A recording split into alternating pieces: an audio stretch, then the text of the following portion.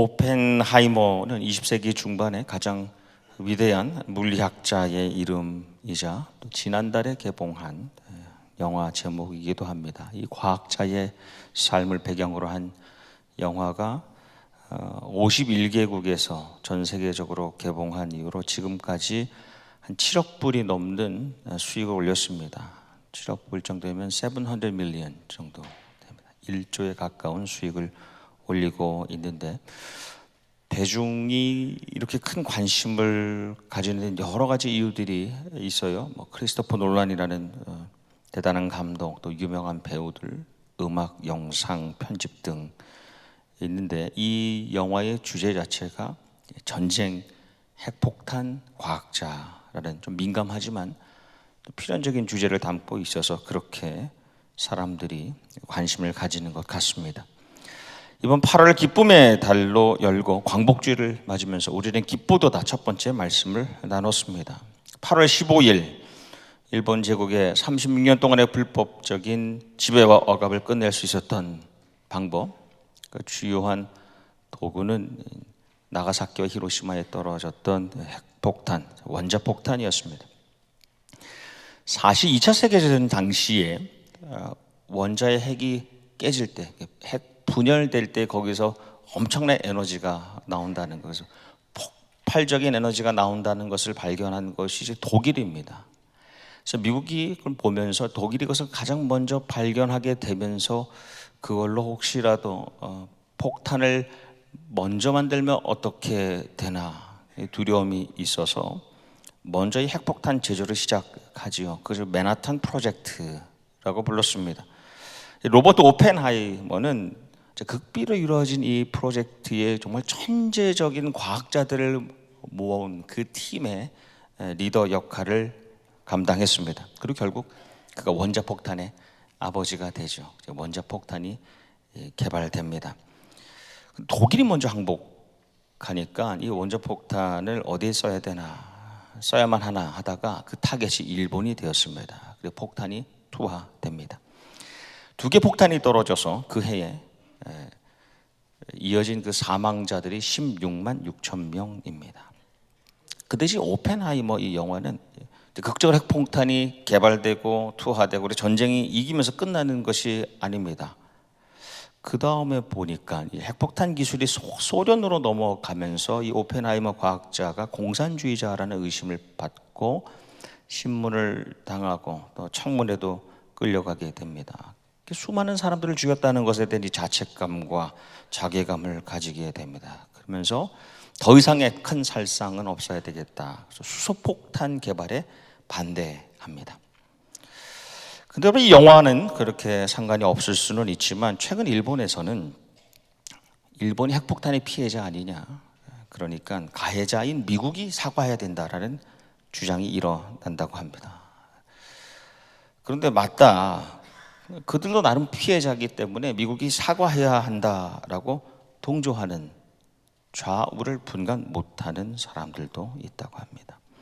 2차 세계대전 당시에 일본이 그 안에 일으킨 태평양 전쟁, 41년에서 45년까지 5년 동안 죽은 사람만 3,600만 명입니다. 그 가운데 민간인이 3천만 명입니다. 핵폭탄이 투하되기 직전까지 무차별적인 고문과 폭행과 실험과 학대와 강간과 학살, 살해가 곳곳에서 수없이 행해졌습니다. 수많은 죽음 가운데에 순전한 교인들이 있었고, 잔혹한 파괴 중에는 한참 부흥하고 성장했던 교회들이 있었습니다. 만약 참혹한 전쟁이 계속되었다면 그 결코 불가능한 것은 아니었겠지만, 이 교인들이 회복되는 일, 그리고 교회가 부흥하는 일들은 아마도 크게 지연되거나 아니면 유언했을지도 모르겠습니다. 더 심각하고 더 심각한 그 악의 확산을 막기 위해서 승리가 필요했던 것이죠. 세상에는 여전히 공중의 권세 잡은 자들, 이 사탄을 따르는 불순종의 아들과 그들로 인한 이 죽임의 일들, 영적, 육적 죽임의 일들이 일어납니다. 그래서 이 땅에 사는 한 하나님의 사람들은 피할 수 없는 전쟁을 맞지요. 눈에 보이는 육적 전쟁 너머에 있는 더 큰 영적인 전쟁을 치르면서 살아갑니다. 근데 우리가 이 땅에서 맞는 전쟁 가운데 얻는 승리, 지금 여기에서의 승리는 완전한 승리는 아니죠. 장차 종말의 때 하나님께서 모든 악을 진멸하시고 심판하시고 보응하시고 신자를 구원하시고 통치하시며 영광 가운데 이르게 하실 때에 그 영광을 우리가 잠시 이 땅에서 누리는 그 완전한 승리를 예표하는 것이 이 땅에서 우리의 승리입니다. 역사의 시작과 끝, 그 안에 우리의 삶, 또 공동체에는 그래서 계속되는 전쟁이 있습니다. 영적인 전쟁이 있고 승패가 있습니다. 유대인들이 지키는 명절 크게 7가지 가운데에 이 유월절과 부림절은 가장 중요한 절기입니다. 우리가 잘 알듯이 유월절은 애굽 제국으로부터 구원받은 날이고, 부림절은 페르시아 바사의 제국의 힘으로부터 구원받은 날입니다. 근데 이 두 개 절기, 유월절과 부림절이 다른 여느 절기와 다른 점은 완전한 몰락과 삭제 위기로부터 구원받은 승리의 날이라는 겁니다. 그게 유월절, 부림절입니다. 이스라엘 백성들이 하나님을 버리고 우상을 섬기다가 우리가 잘 아는 대로 바벨론 제국에 의해서 멸망당하고 끌려갑니다. 그리고 끌려가서 그 후에 이 페르시아 바사 제국의 포로로 살게 됩니다. 사실 인류의 이 큰 역사, 커다란 그 흐름 안에서 또 이 거대한 제국의 관점에서 보면 이 유대 민족은, 또 유다 민족은 너무나 작은 모임이죠. 작은 그룹입니다. 작은 족속입니다. 그래서 이 제국이, 그 당시 제국의 권력자, 이 총리도 그렇게 생각했던 거죠. 자기를 보고 문 앞에서 인사하지 않는 사람, 절하지 않았다는 이유로 죽이려고 하는데, 그 사람의 배경을 보니까 정말 작은 민족인 것이죠. 그래서 홧김에 그냥 민족을 말살해 버리려고 합니다. 총리 하만이 문지기 모르드게를 빌미로 하나님의 백성들의 생명뿐 아니라 말씀해 보면 그 자산과 재산을 가지려고 합니다. 제비를 뽑아요. 그래서 학살할 날짜를 정합니다. 그리고 하만이 아수에로 왕에게 가서 설득을 합니다. 저에게 조서 하나, 허락 문서, 그 다큐멘트 하나 써주시면 제가 왕의 금고에 은 10,000달란트를 입금하겠습니다. 딜을 합니다. 그럴만 하잖아요. 왜냐하면 왕에게 10,000달란트를 주지만 그 민족이 가지고 있는 자산은 다 가져갈 수 있으니까. 그럼 왕이 인장반지 도장을 떼어주면서 말을 합니다. 이 돈은 안 줘도 되고 그 백성은 마음대로 하라고. 모르드게가 이 일을 듣고 탄식하며 금식합니다. 그리고 양녀와 같은 이 에스더에게 상황을 알립니다. 이 글을 써서 알리는데 에스더가 답을 하죠. 근데 첫 번째 그 답을 보면 궁중도덕, 궁중법에 따라서 답을 합니다. 그러다가 저도 먼저 죽을 수 있습니다. 그렇게 보내는 거죠. 근데 모르드가 답할 때 에스더, 야 그래도 너가 좀 힘이 있으니까 어떻게 해서든지 우리 좀 살아야 되지 않겠냐, 왕을 좀 설득해서 우리 살려내야 되지 않겠냐라고 하지 않아요. 모르드가 에스더에게 이 답장을 하는데 3가지 선언을 합니다. 첫째, 혹 내가 혼자 살아남을 수 있다고 생각하지 마라. 둘째, 혹 내가 잠잠히 있어도, 네가 아무것도 하지 않아도 다른 데로 말미암아 구원을 얻을 것인데, 그렇게 되면 너와 너의 가족은 망할 것이다. 세 번째, 혹 내가 왕위에 있다는 것이 이때를 위함인지 누가 알겠느냐. 모르드게에는 3가지 확신이 있었던 거죠. 첫째, 이 모든 일이 너와 나 사이에, 사람과 사람 사이, 민족과 민족과 나라 사이의 일이 아니라 하나님의 일, 하나님의 역사라는 겁니다. 둘째, 그래서 너하고 나하고 우리가 해결할 일이 아니라 하나님께서 마치실 일이라는 겁니다. 마지막 3번째, 그저 우리는 이 일, 그분의 역사에 쓰임 받으려고 지금 여기에 살아 가고 있는 것 아니냐. 에스더가 모르드에게 마지막 답을 보내지요. 나를 위해 금식해 주십시오. 그리고 온 유대 민족을 모으고 3일 동안 금식하시는데 물도 마시지 말아 주십시오. 그 다음에 말이 죽으면 죽으리이다. 죽으면 죽으리이다. 여러분, 이 말은 사실은 말이 아니라 글입니다.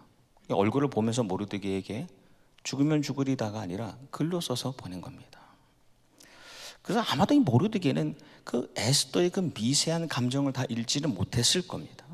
하지만 분명한 것은 이것은 공포의 언어가 아니라 위대하신 하나님의 그분이 일하시는 그 역사 가운데에 함께 참전하여 그분의 구원과 승리에 동참하면서 오는 감격의 선언입니다. 기쁨의 선언입니다. 그래서 죽으면 죽으리이다가 아니라 죽으면 죽으리이다. 제가 예전에 청년 사역을, 젊은이들 사역을 많이 하던 때에 이 청년들이 아주 중요한 일을 앞두고 기도 받으러 올 때가 꽤 있었습니다. 그런 형제자매들이 많았는데요. 시험을 앞두고 온다던가 또 면접을 앞두고 오기도 하고요. 요즘에는 그런 일로 오는 사람들이, 성도들이, 이 젊은이들이 너무 없어서 문제입니다. 만남을 앞두고 오기도 합니다. 수술을 앞두고 오기도 하고, 어떤 자매는 쌍꺼풀 수술을 하기 전에 왔어요. 그래서 이게 어떻게 기도를 해야 되나. 이쁘게 잘 되긴 했는데, 근데 두려움이 있죠. 여러분, 이 메스칼이 눈에 이렇게 된다는 거, 두려움이 있을 수 있습니다. 결혼을 놓고 찾아옵니다. 근데 앞에 앉아서 자리를 앉아서 이제 나누잖아요. 이렇게 나누다 보면 그대의 상태가 보여요. 상태가 보이기 때문에 결과가 보입니다. 중요한 일을 앞두고 있는 사람의 승패가 보여요. 불안해서 왔는지 확신으로 왔는지, 이 형제 자매가 이분이 신앙으로 나아가고 있는지 아니면 불신으로 끌려가고 있는지, 돌아가게 될지 바로 가게 될지 못 가게 될지가 보여요. 죽을지 살지 이길지 질지가 보입니다. 충무 이순신의 이 글 가운데 선승구전 수사불패라는 말이 있습니다. 승리할 준비를 먼저 다 하고 전쟁에 임하니 비록 죽을 수는 있으나 패배는 없다. 그는 신자는 아니었지만 의인으로서 23전 23승을 했지요. 제가 불구덩이 들어가서 풀무불에 죽을 수도 있고 살 수도 있습니다.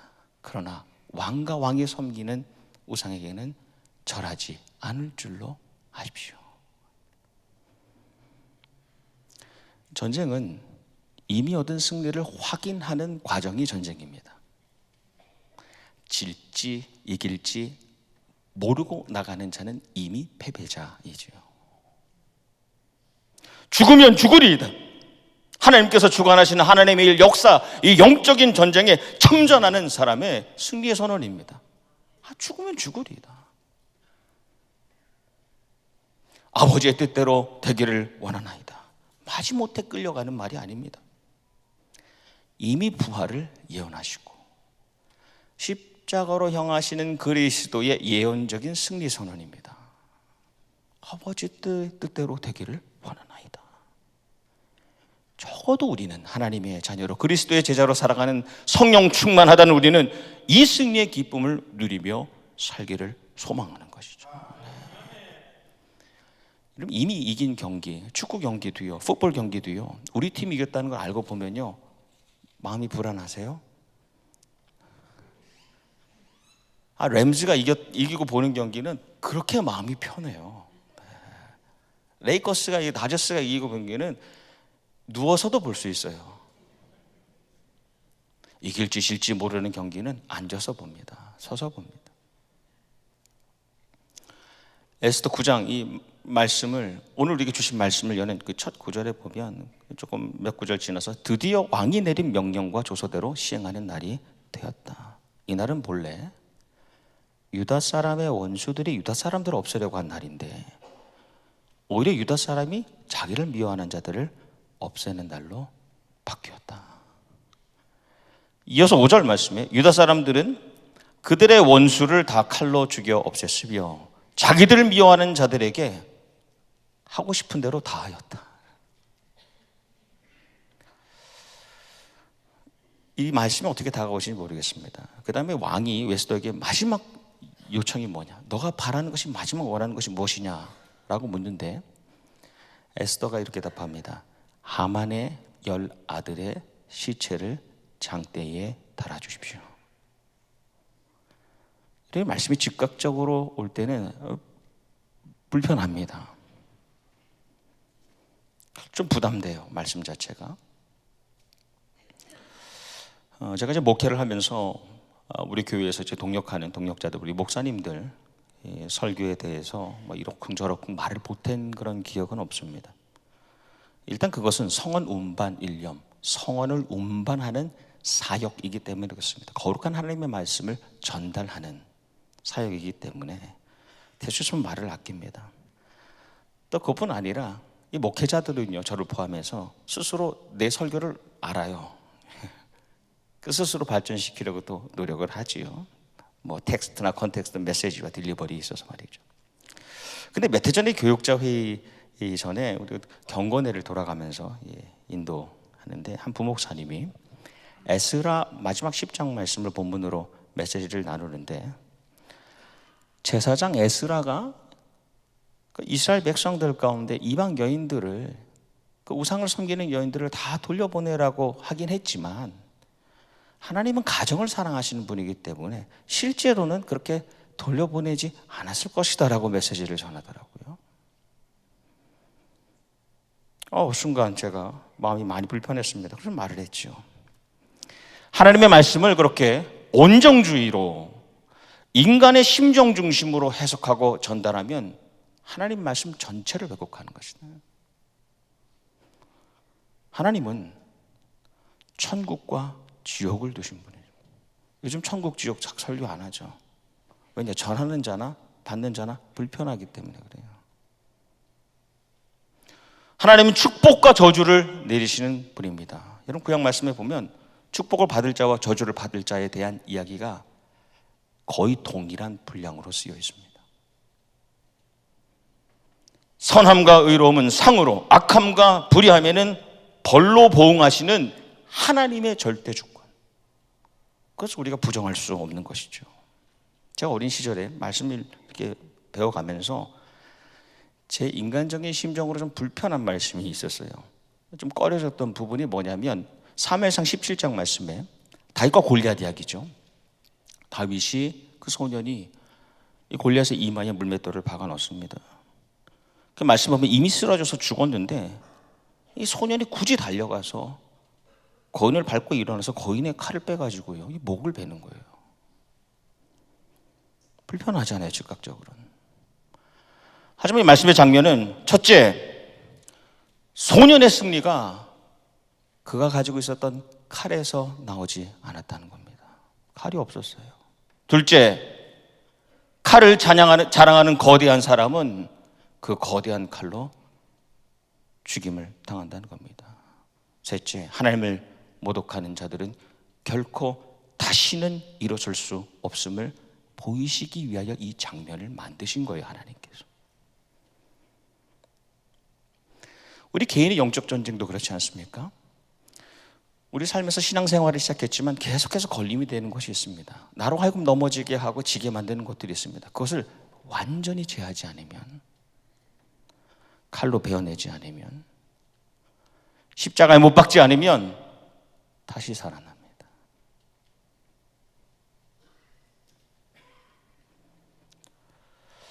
하만의 10아들의 시체를 매다는 것으로 모든 것은 마무리됩니다.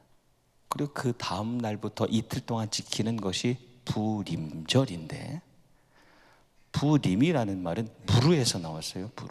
부르는 제비뽑기를 부르라고 불렀습니다. 그러니까 하나님의 백성들을 죽이기 위하여 날짜를 정하는 학살의 날을 정할 때 사용했던 제비뽑기 부르가 오히려 그들이 살아나 승리한 날의 이름이 된 것입니다. 역설이죠. 패러독스죠. 그래, 십자가의 복음이 있지 않습니까? 죄인을 죽이는 그 십자가가 오히려 기쁜 소식이 되는 겁니다. 말씀을 보니 그날에 유다 사람이 원수들의 손에서 벗어났으므로 그날의 유다 사람들이 슬픔이 기쁨으로 바뀌었고 초상날이 잔칫날로 바뀌었으므로 모르드게는 그 이틀 동안 잔치를 벌이면서 기뻐하는 명절로 정하고, 그 다음 말씀이 서로 음식을 나누어 먹고 가난한 사람들에게 선물을 주는 날로 지키도록 지시하였다 입니다. 승리의 기쁨이 살림의 기쁨으로 붙어 있다는, 이어진다는 것이죠. 올해 유대인들은 3월 6일과 7일에 이 불임절을 지키는데요, 초상날로 정해진 날이 잔칫날이 된 날이잖아요. 이날 새벽에 좋은 옷을 입고 회당으로 갑니다. 그리고 크게 이 에스더서를 읽어요. 그리고 기뻐하면서 그 승리의 기쁨을 함께하면서 식사를 함께 나눕니다. 그리고 마지막에 디저트를 먹는데 과일 과자로 만든 디저트인데 그 디저트의 이름이 하만의 귀입니다. 이렇게 삼각형으로 생긴.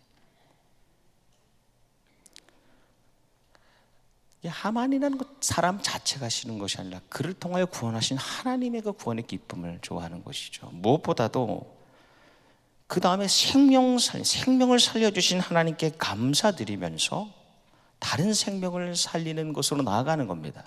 그래서 그날에는요, 적어도 한 명이 최소한 2명에게 음식을 전해줍니다. 음식을 마련해서 2명 이상에게 전해줍니다. 그리고 실제로 돈을 가난한 사람 2명 이상에게 돈을 줍니다. 그러면서 불임절을 지킵니다. 여러분, 우리에게 승리가 있다면 그것은 하나님의 일, 그 역사하심에 동참하여 얻은 것입니다. 우리의 승리처럼 보이지만 하나님의 승리에 동참한 사람이 되는 것이죠. 그래서 그 승리의 기쁨, 그 기쁨의 목적도 자신을 향하지 않죠. 나성경락교회가 승리하였다면 그 승리의 목적은 교회를 향하지 않고 하나님의 생명사역을 향한다는 것입니다. 생명 살림의 기쁨과 사역으로 승리의 기쁨은 항상 이어져야 되는 것이죠. 지난 50년 동안 우리 나성경락교회에 또 속한 모든 가정에게 허락하신 하나님의 승리,